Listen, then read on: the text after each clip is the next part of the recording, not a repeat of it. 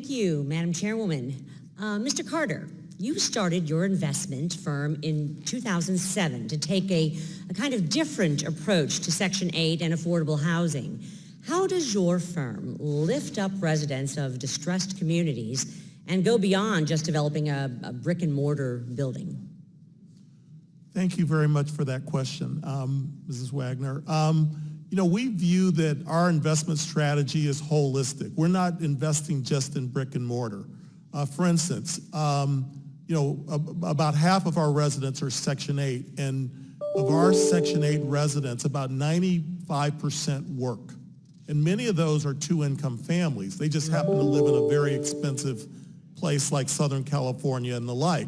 And so what happens at many of our communities, particularly those that have kids, when the school bus pulls up, you have, the property is, all these kids. And what we do in a number of our communities where we have lots of kids, we do after-school programs that really provide a place for the kids to go that are safe afterwards. And we can afford to make this investment in things like that if, in fact, we find that it lowers our operating costs and many other things. So we take a holistic approach to it. That's a great model. The Tax Cuts and Jobs Act that we passed in the last Congress in 2017, created the Opportunity Zone program. This tax benefit is designed to drive economic development and create jobs by encouraging long-term investments in economically distressed communities. The St. Louis region, where I'm from, has 40 designated opportunity zones, including some in Missouri's 2nd District. I'd like to submit this map, Madam Chairwoman, for the record. Without objection, such is the order.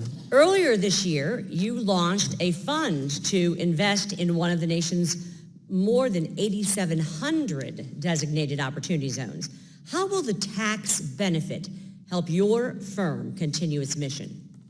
Well, we are very excited about opportunity zones because it really made projects that maybe were not financially feasible before that benefit feasible. We believe it adds about 4% of return, which allows us, we had invested 4% more in return. Right. We own about 15 communities today that are in opportunity zones. And so one of our strategy is to take a number of those communities and where they're already affordable and add more density, add more apartments there.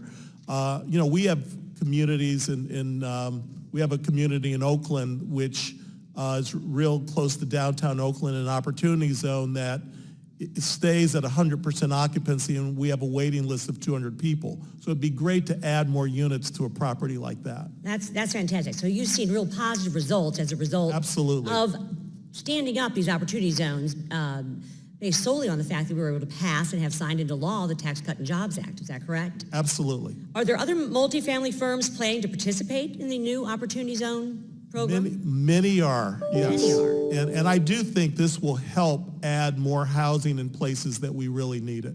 Great. And we talked, I know, kind of at length about the local barriers, and I just want to clarify with you. It sounds to me like the barriers in terms of over-regulation and burdensome barriers, pardon me, are not at the federal level. They are at the municipal level and the city level. Is that correct? Yes, ma'am. Most of them are at the local level. Thank you very much. In my limited time, I wanted to thank you, Ms. Gentle, and the National Low Income Housing Coalition for your support of the disaster relief legislation that Representative Green and I have joined hands on.